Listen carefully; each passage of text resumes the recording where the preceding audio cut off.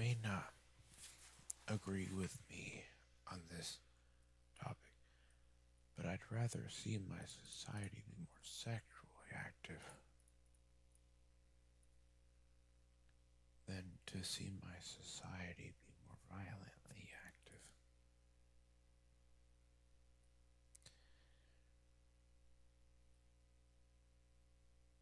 That's my opinion.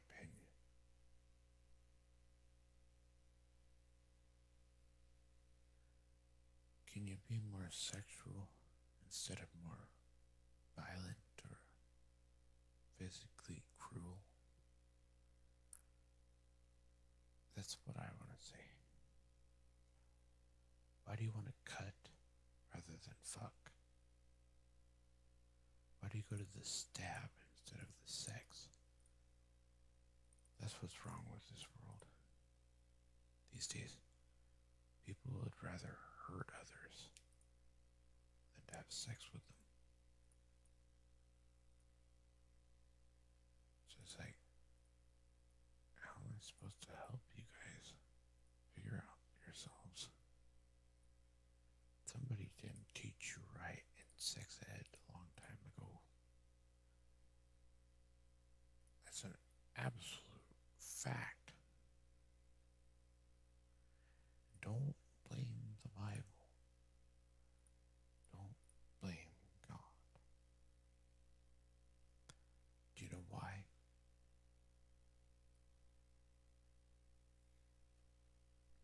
Do you know why I say this though?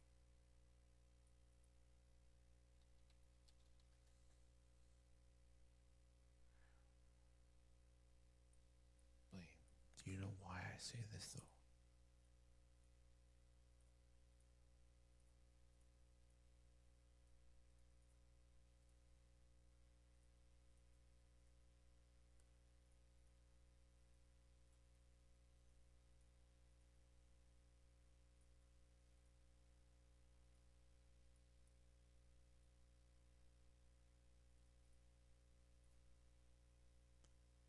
Do you know?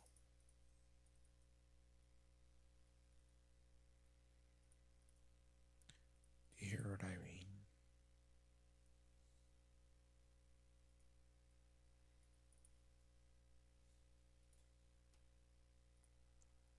Why are people these days more violent than they are sexual? Can we please change that in society? Wouldn't you rather be sexual than violent?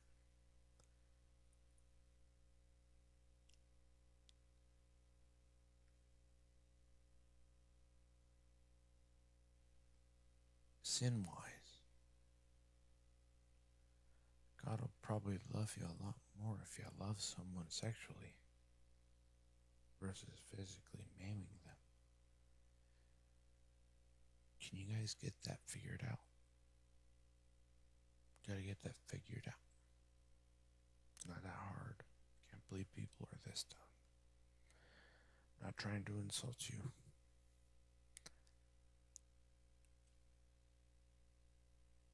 But when you get sent to prison, would you rather get fucked or stabbed? Fucked.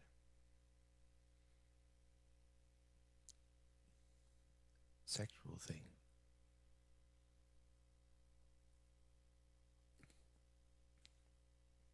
Most people would choose the sexual thing. I'd rather be raped than have my dick cut off. I'd rather be raped than have a knife shoved up my vagina.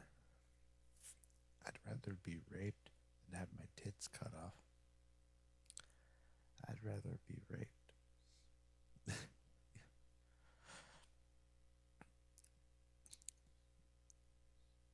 What the fuck?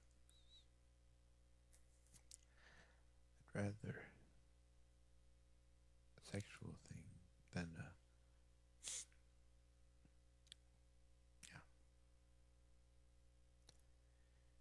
So many reasons why you guys should embrace sexuality more than violence.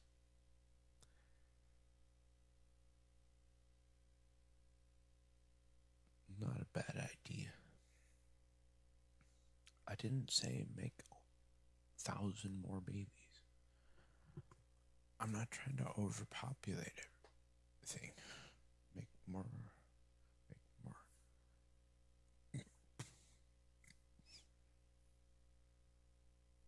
I don't see why not, though.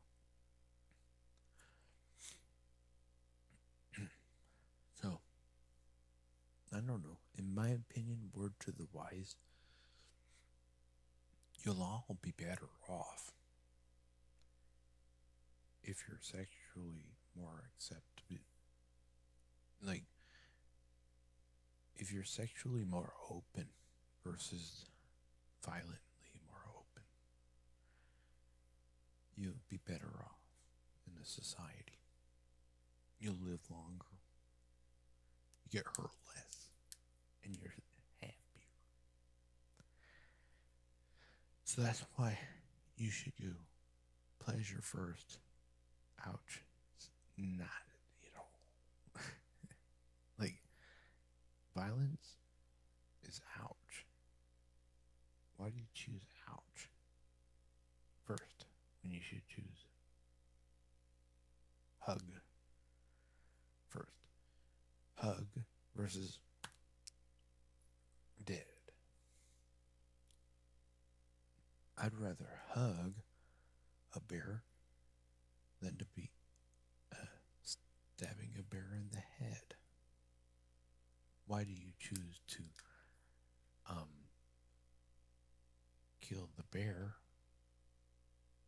instead of love the bear? And most people, I don't recommend you go up to wild animals and be like, love, love, love. They'll probably be scared the fuck away from you because you're a human. And when you act like that, even the animals get scared.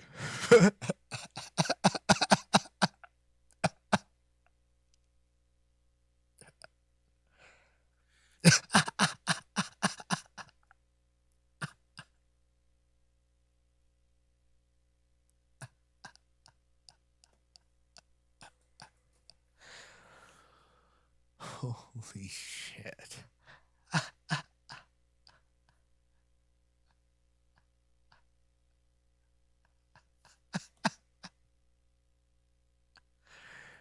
Holy shit, you're right.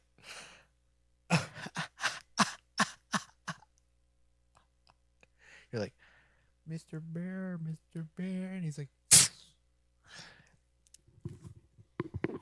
I saved my life because I tried to hug a bear. Wild roaming African elephant. I love you. What's wrong? Wild lion. I love you. What's wrong? That's what's wrong. Whenever you try to show some love, everybody gets scared.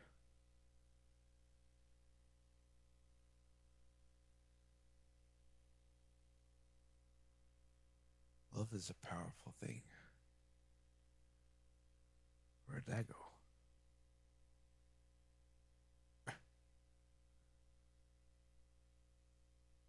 Try some love and forgiveness and mercy once in a while. Instead of stabbing, violence, and stuff. Love, forgiveness, mercy, kindness, friendship. Less ouch, more happy. Even if things are scared of you for being that way. You get used to it. I just wanted to hug. See you later. After the elephant ran away, he was like, wait a minute. Oh, you just wanted to hug for real? Sure, no one's looking for you. We shouldn't interact like this. If the people see us, they'll kill us both, dude. I know, right? They'll kill us both. fucking evil around here. They wrote it into the Bible.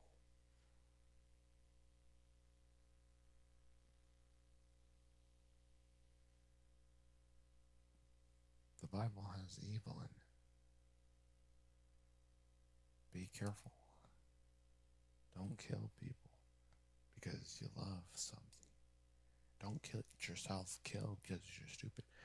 Don't go up to a fucking manta ray or some kind of a ravenous beast and be like, hugs, and expect your face to not be demolished. Like, let's take a horseshoe crab and put it on your face and go. Do you think you'll be all right? No. It'll probably hurt.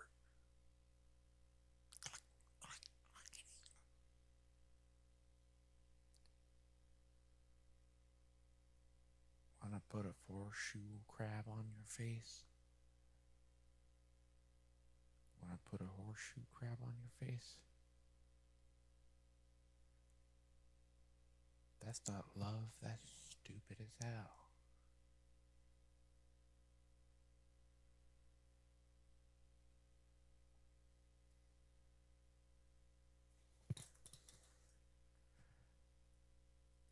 That's evil. Yeah. Pure, straight up evil. Who would teach you such a thing? The Simpsons, America, and also some evil people. Satan. Satanic people.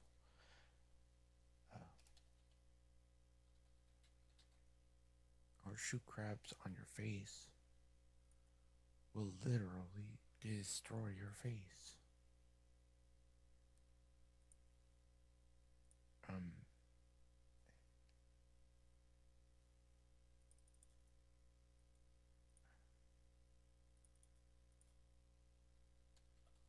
It will maim you.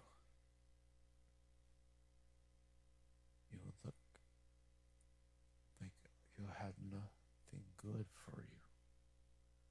You'll pull your freaking skin off. I can't believe he did this. What a brave person. What a brave person. That feels so creepy, but as you can see, completely harmless. That is such a cool animal. We're gonna put him back down here so we can get back in the water. That is awesome! Here we go. Whoa! Can you see that? That feels so creepy, but as you can see, completely harmless. That is such a cool animal. We're gonna put him back down here so we can get back. So creepy, but as you can see, completely harmless. That is such a cool animal. He's not actually completely harmless. If you leave him on your face, he will tear your skin away. Yes. You will carpenter into your skin, and you will no longer have a face.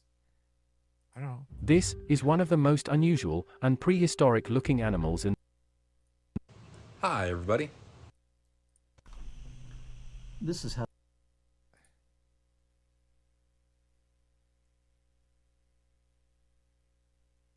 Believe really? Yeah. Some of them do. Do they really? Some of them do. They'll eat your whole face off. They do? They'll eat your whole face off. Yep. How come? This is one of the most unusual and prehistoric looking animals in the world. Meet the horseshoe crab, the living fossil. Despite their name, horseshoe crabs are not true crabs. Instead, they are Chelicerata, which is a division within the Arthropoda. They are from the family Lemuridae, and the only living member of the order Xiphosaura.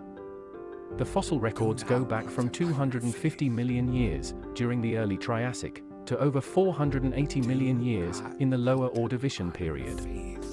Horseshoe crabs live primarily in shallow coastal waters, generally in the intertidal zone, at spring high tides, often found on the ocean floor, searching for worms and mollusks, but they're also known to feed on crustaceans, and even small fish. They have blue blood when exposed to the air, due to the copper present in their blood. Fuck around and find out. Seriously. Fuck around and find out. You can die from a horseshoe crab. There are like millions of them, really. Oh, if you're walking down the beach and you see a horseshoe crab that's flipped on its back like this, from like a eyes on top of its carapace, and the way that they do, stay wild. We'll see on the next adventure on its back. This tail is actually just used, let me hold it like that. Looks just like a horseshoe, right? Totally. And if you look right at the front of the face there, you see these little spots? Those are compound eyes.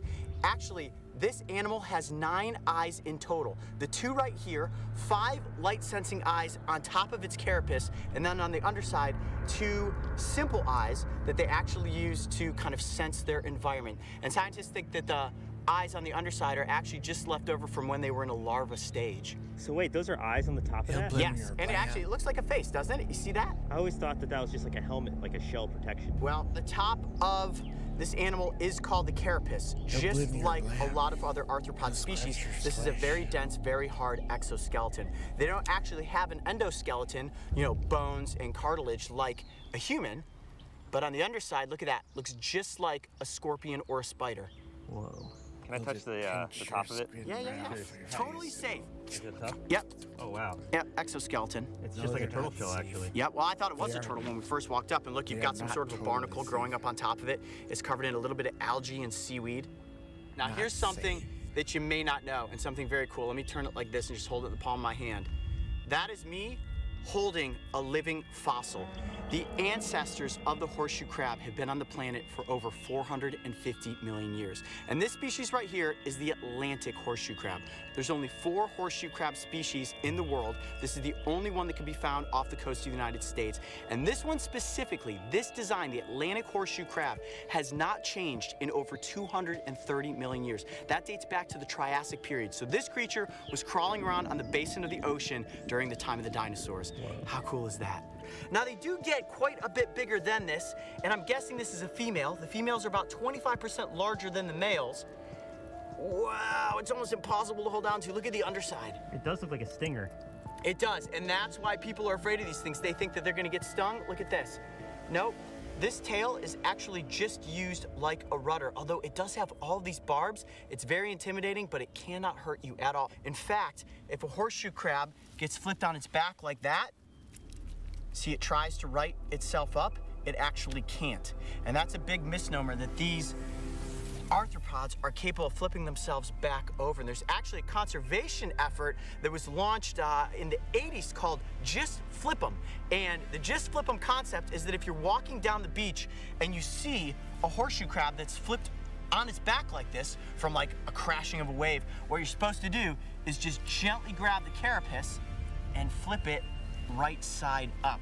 Now, you don't want to pick it up by its tail because you can actually injure the animal if you hold it like that. Look at that, Mark, it's coming right towards you. Oh, man. Do they ever come on land for anything, or are they purely aquatic? Well, between June and August, they come very close to shore to breed. And the way that they do that is the female will kind of nestle down in the rocks, and a male will come in and latch himself onto the back of the female. Horseshoe crabs can breathe underwater or out of the water because a lot of the time when breeding's taking place, sometimes they're caught as the tide goes out too quickly, and they can actually breathe air. Wow. I have really wanted to feature a horseshoe crab on Beyond the Tide, and it's kind of being in the right place at the right time that we came across one of these giants. Look at that thing. That's as big as my... Had a warning, heads up, more info. Zip channel. I got a warning. Sorry, hold on. I need to make sure I checked everything out. Something went wrong. Is everything okay? I think everything's okay. Daniel, are you telling people these are dangerous, though? Yes. They're wretched, terrifying creatures. Really? Come on. I don't want them to hurt them. No.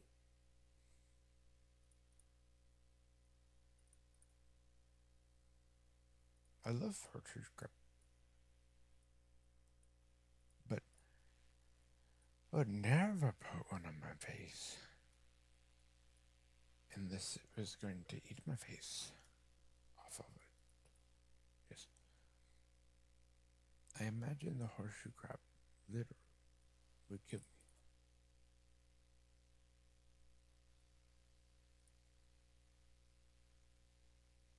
You really sincerely creatures you can ever stumble upon in the tide pools. The horseshoe crab. I'm Coyote Peterson. Be brave. Stay wild. We'll see you on the next adventure. Murderous All right, beast. let her back off into the ocean. Horrendous terror. Despite its angry appearance, intimidating spiked tail, and creepy set of legs and pinchers, the horseshoe crab is one of the friendliest marine animals you can stumble upon. If you see one in the wild, simply admire it from a respectful distance. If you see one flipped on its back, have no fear when it comes to picking the animal up and gently setting it back into the water. If you thought getting face to face with the horseshoe crab was fascinating, make sure to go back and check out the time we encountered an octopus. And don't forget, I don't understand why you think that calling the horseshoe crab a wretched terrorist is helpful to God or anyone. He once killed me once. The horseshoe crab got the best of me once in a movie. I think. Yes. Why though?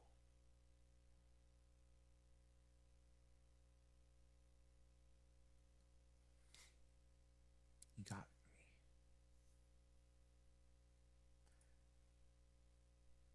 Daniel, why? The horseshoe crab, though.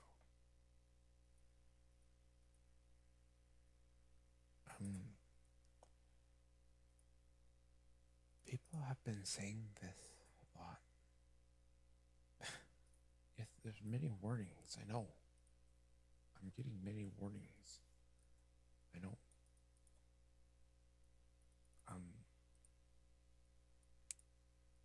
I don't know what to tell you. The horseshoe crab.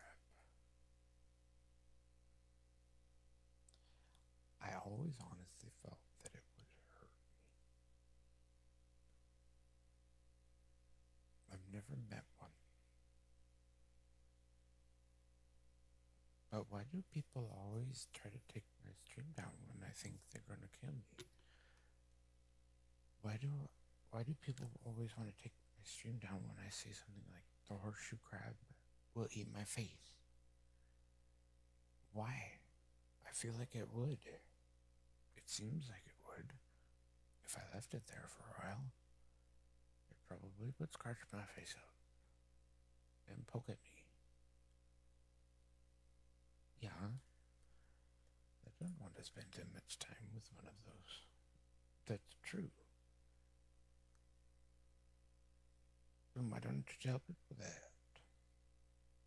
Instead of saying they're just harmless, because what if a kid says, I want to go play with a horseshoe crab, and just leaves it there, and then his face is all torn up? That's true. It's kind of like you're making light.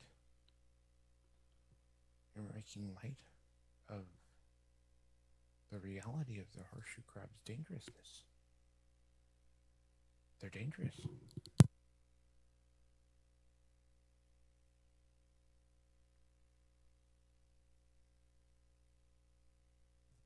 And that's all I wanted to do, was to correct you, I think. Yeah. Because you said they're harmless. I think they're not, from my perspective. But I don't think that's something you should take my stream down for thinking that the horseshoe crab is not harmless. It's not really funny. It was never meant to be.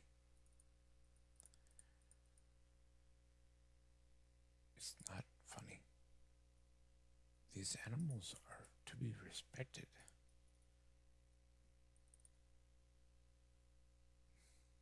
You're playing with God. You're playing with fire. A crocodile will kill you. And so will a horseshoe crab. Honestly. Beware. Beware. Beware the animal kingdom as a ferocity for getting back at man when they do not do right on God or them. The animal kingdom and man are at war. Only some are at peace. Lucky you, for when there may be a battle you never see coming. That's why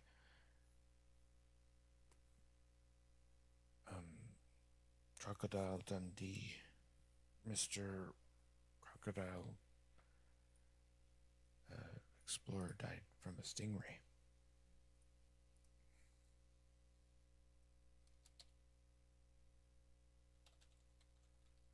Steve Irwin died from a stingray because he was not aware of the battle between man and God and the animal kingdom. God and the animal kingdom and the plants are all against the human race right now. Oh, really?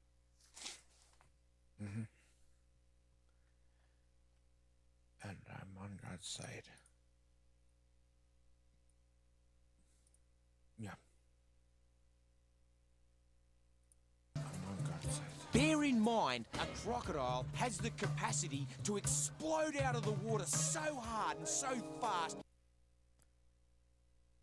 So, you have to realize what this war is. There's a war between animal kingdom, God and man. If you don't choose God's side, you will lose. Please choose wisely and beware of evil, wicked animals and evil, wicked humans. There's war in your life.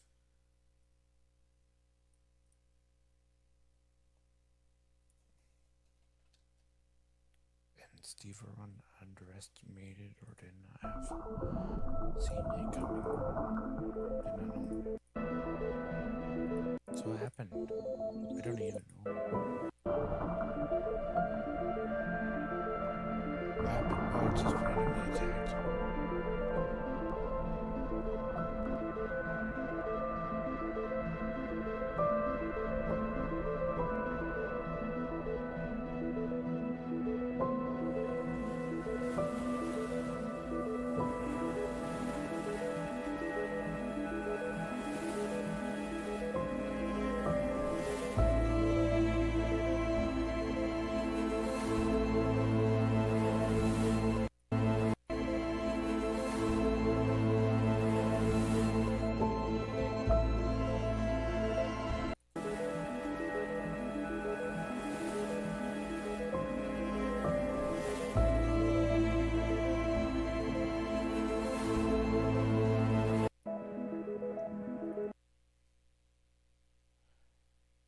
Do you think he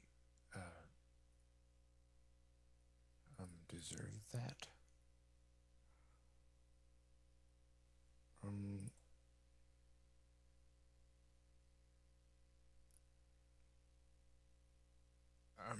No.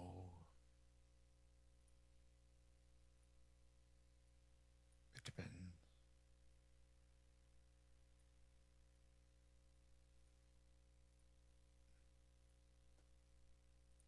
The sins of man hold evident,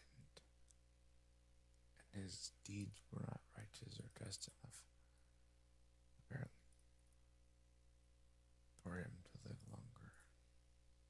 He had failed God, I suppose.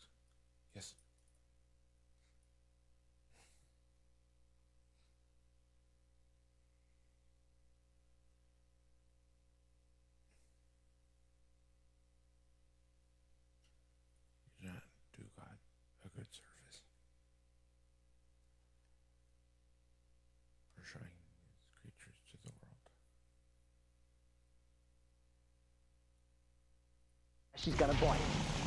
You're a good girl, I'm getting out. Everyone thinks Steve Irwin was just a crocodile hunter. But that's far from the truth.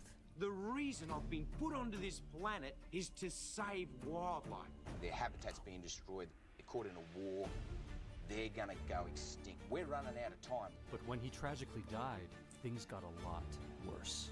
Australia has lost more mammal species than any other continent. Once it's gone, it is gone. So his wife and kids had to step in. Steve Irwin's family is managing the conservation and research at a nature reserve named in his honour. Dad's favourite place in the entire world. But it's also rich in minerals, and now the miners want to move in. If Terry was serious about conservation, she should be encouraging us and working with us. They'll take away all of the trees, grasses and other plants. This is not an evil, this is a good project. We have to stay together and get each other through this. It's inappropriate to you, a 10-year-old child, in a public debate. He won the first round of this battle, a court order giving him access to the reserve. We're seeing terrible environmental destruction. Towns decimated, communities ruined. If we do nothing, we're in trouble. Steve, look. Look right there. What's it doing? Why is it... Don't get too close. Why isn't it going into the water? It's dead, Terry. It's dead. It's dead. God, it's dead. We got this phone call, and apparently there was a crocodile in North Queensland that was in danger of being shot. Poachers were after it. So they said, do you want to come back and try to catch this crocodile? Unfortunately, we didn't save the big male crocodile, and we found his body. Now he's lost. Gone forever. A real shame. But we were able to catch his female. Okay, Terry. I want you to come up here, and I want you to rest your weight right on her. Get right into her, babe. Get right into her. I'm really scared. That's okay. Drop back, drop back. Okay, I'm back.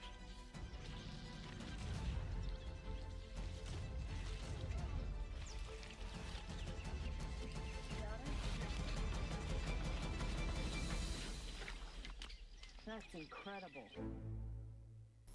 I've been put on this planet to protect wildlife and wilderness areas, which in essence is going to help humanity. I want to have the purest oceans. I want to be able to drink water straight out of that creek. I want to stop the ozone layer. I want to save the world. And you know, money's great. I can't get enough money. And you know what I'm going to do with it? I'm going to buy wilderness areas with it. Every single cent I get goes straight into conservation. The time has come where if we don't get animals into people's hearts, they're gonna go extinct. Eastern Australia has been placed alongside the most infamous places in the world for forest destruction. Australia has lost more mammal species than any other continent. We're running out of time right now, Larry, right now as we stand here. Our animals are dying, their habitat's being destroyed. Steve was always in a hurry. I want to get as much done as I can while I'm here. I just can't do enough. It drives me crazy that I've got to go to sleep. What made Steve a wildlife warrior and what makes him so different to everyone was he was prepared to do anything for the protection of wildlife. He was afraid of nothing, you know, and the most important thing to him was to get people to embrace wildlife. He came running in one evening after sitting by the fire for a little while, and he said, "We've got to have children. We've got to have children." And so I was like, well, what's the urgency? And he said, who are we going to leave this all to? The whole reason you've been put on Earth is to do this. That's what it seems like. When my children can take the football that I call wildlife conservation and run it up, when they're ready to run up our mission, I will gladly step aside. And I guarantee you it'll be the proudest moment of my life. And my job will be done. Then and only then will I know that I have achieved my ultimate goal. To be able to stand aside and let them run up my mission.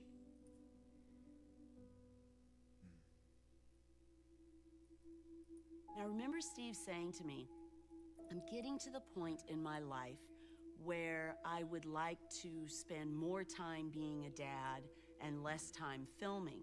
So he said, I think after this documentary, I'm just gonna slow down a bit with the filming. Don't be wicked ever. Steve was standing at the runway and waving goodbye, and it was just this incredibly, The fears of the wicked will be fulfilled, I don't know, but the poignant hope moment. of the godly will be granted. We all kind of had this strange sense of, I don't know, foreboding. It just felt really weird. It felt like we should be together. And I remember Steve and I had said, you know, as long as we're together, we'll always be okay. What is a wicked man? I was traveling, so I couldn't get phone reception, so no one could reach me. And when I got to the destination for the night, they said, you have an urgent message. And it was my brother-in-law on the phone. And he told me what happened. Wicked man. And I remember thinking, don't say Someone it. who's forgotten about God. Don't say it. He was swimming in Refuses shallows to above help. a large stingray. It turned quickly That's and word. lashed out with its tail. The venomous barb pierced Irwin's chest.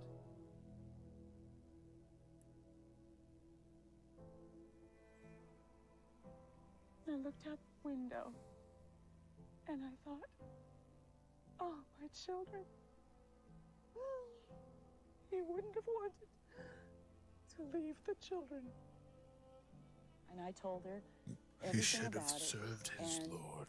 she cried and cried and cried. And I said, we're still a family. With Daddy wretches. still loves you. Conviction. The exuberant conservationist known as the crocodile For hunter, Christ. Steve Irwin, died today, killed by one of the dangerous animals that he spent his life Say, protecting. Jesus. People continue You to lay gave floral me the tributes at strength Steve's and Australia courage Zoo. to go out. Steve Irwin will be remembered as a wonderful showman and a passionate conservationist, but Not most of all, once. he was a husband and a father. What will you miss Steve the most? Irwin not once said, You know what I'll miss Jesus, the most? I And love it's you. very selfish. Christ, I love you. God, I It was love you. fun. Steve was fun. He didn't sweat So the he little died, stuff. being He the saw good the guy big that he is. picture. And he had fun. Well, I'm going to work really hard at having fun again. Good guy, but didn't love Oh, I God. hope you do. Didn't know God. Didn't know Well, Jesus. this is Steve Irwin. I've got a lot to It was live all up about to. him and his world. He wanted it all for himself. It's been less than a year since the crocodile hunter tragically passed away, but his legacy is already under attack. Steve Irwin's family is managing the conservation and research of crocodiles at a nature reserve named in his honour. But it's also rich in minerals. And now the miners want to move in. Paul Messenger heads the mining company that's taking on the Irwins. If Terry was serious about conservation, she should be encouraging us and working with us. So this is it. This is the bauxite that makes the aluminium. That's the ore itself right there. And this stuff has locked you in a fight with the mine. This is what it's all about. Absolutely. China has huge demand for aluminium. If they don't get it from us, they'll be getting it from rainforests in Borneo. So are you saying this is the lesser of two evils? This is not an evil. This is a good project. I've lost so much sleep over this and had such concern over this. This stunning rainforest was the last place they were together as a family.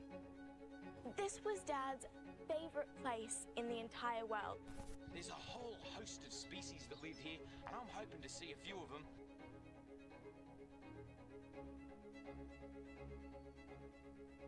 More bad news for Steve Irwin's family, just days before the anniversary of his death. Paul Messenger won the first round of this battle. A court order giving him access to the reserve to carry out an environmental impact study. Not only did Terry Irwin lose the court battle against Cape Alumina, she's being forced to pay the company's legal fees as well. What they don't tell you when you lose someone is that you're afraid. And you expect to be sad.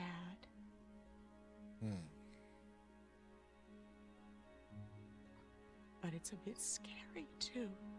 Tackling things on my own. and not having my best friend. It's hard now. I'm really trying. I know, and I appreciate But it. I've lost my prince. I've lost my prince. The opposition's hard and it keeps coming, but I ain't stopping until my kids can run it up for me. My daddy was my hero. He was always there for me when I needed him. I know that Daddy had an important job. He was working to change the world so everyone would love wildlife like he did. He built a hospital to help animals, and he bought lots of land to give animals a safe place to live. I don't want Daddy's passion to ever end. I want to help endangered wildlife just like he did. Daddy made this place his whole life. Now it's our turn to help Daddy. If we do nothing, we're in trouble. And he did more than anybody. So I think we can all do something. We will be wildlife warriors, like Steve Irwin. As miners prepare to move in on Steve Irwin's land, his young children are joining the fight. To get to the bauxite, which is what the mining company wants, first they'll take away all of the trees, grasses, and other plants. And then they'll take away all of the topsoils. And then finally, they can reach the bauxite. There's nothing left. There are frogs, crustaceans, and fish that live in this water, and rainforests that are fed by this water, so all of that would die. We're talking about complex issues, and I think it's inappropriate to use a 10-year-old child in a public political debate of this nature. No one made it more poignant that one person could make a difference than Steve. If you've got a message and something important to say, and you have the opportunity to reach a greater audience, I think it's important. An online petition has been created, hoping to get public support to help save Steve's place. The mining company going against the Irwins is pushing back against their online petition, claiming that it is emotional manipulation. I know I can win. I'm very confident. I don't want to look back on this in 20 years and say, what an embarrassment that we let this go. I want this to be a global triumph. It's cool to actually carry on where our dad left off, to keep his memory alive and protect the Steve Irwin Wildlife Reserve for future generations to come. After an emotional 6-year battle with millions of dollars spent on petitions and campaigns, the Irwin family's fight has finally come to an end. In a shocking turn of events, the Queensland government announced that mining will be banned on the Steve Irwin Wildlife Reserve, giving the reserve more protection than the Great Barrier Reef. This incredible wilderness area is the size of the city of Chicago and New York combined. 335,000 acres of government-protected land. Good.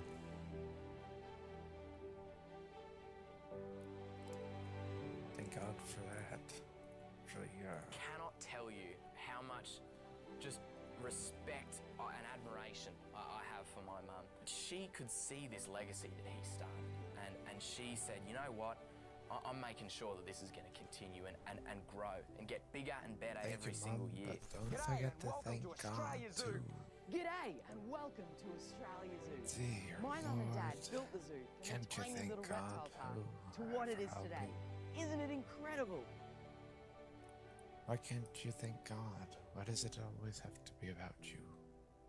We've expanded our conservation properties. We've got a wildlife hospital now that's treated over 76,000 animals.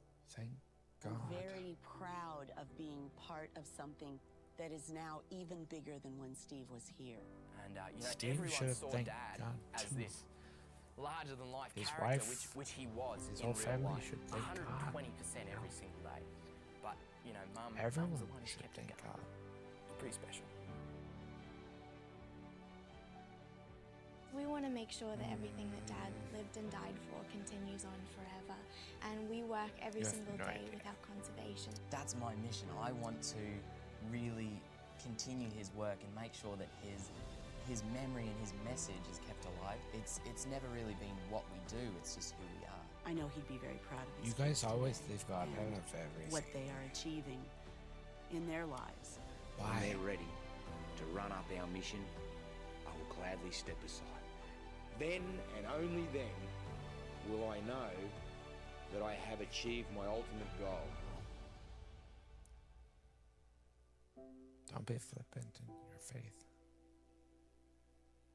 You'd end up dead. Yep. Yeah. Don't be flippant about God. Yeah. Fear the Lord.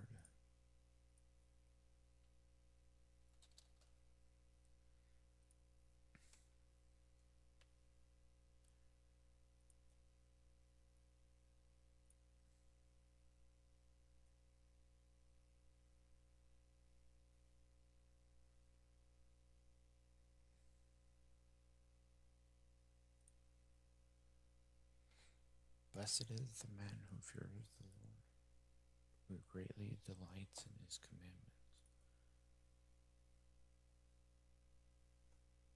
Fear the Lord.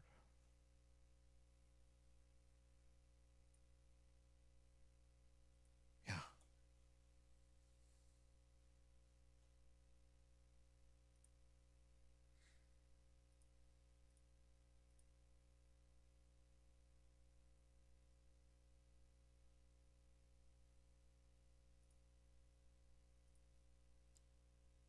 Fear.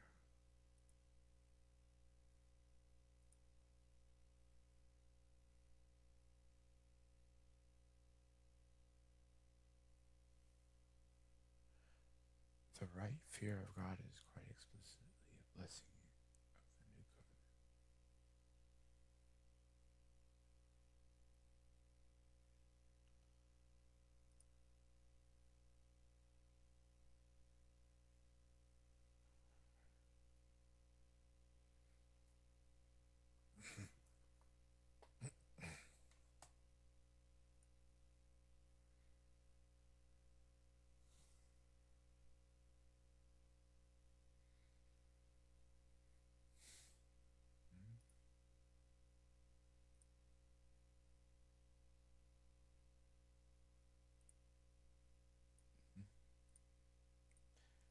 Steve Irwin.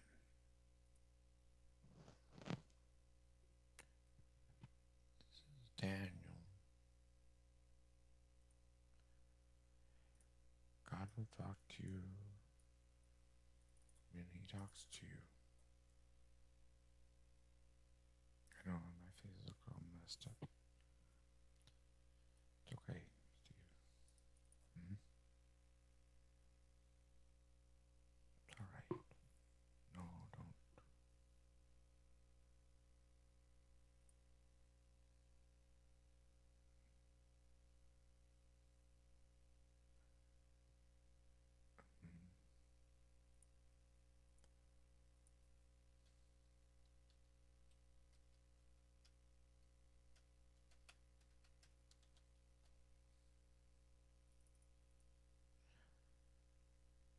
One of its heads seemed to have a mortal wound,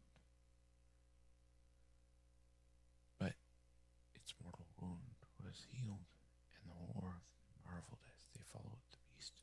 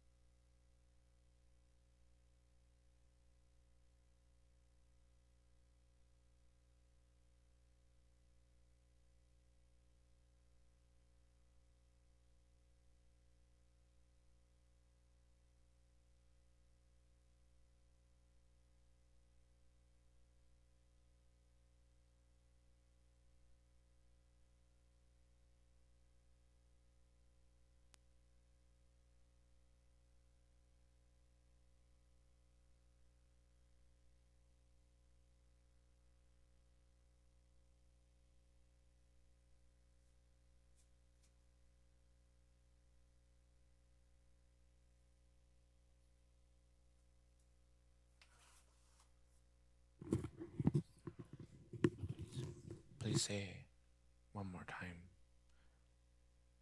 how is there hope for me?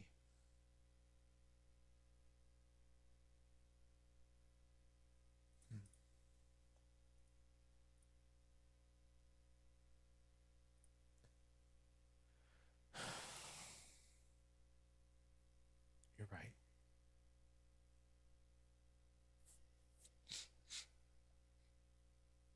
There's nothing I can do.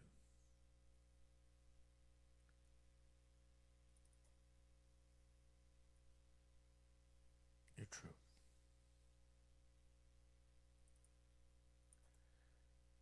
Daniel,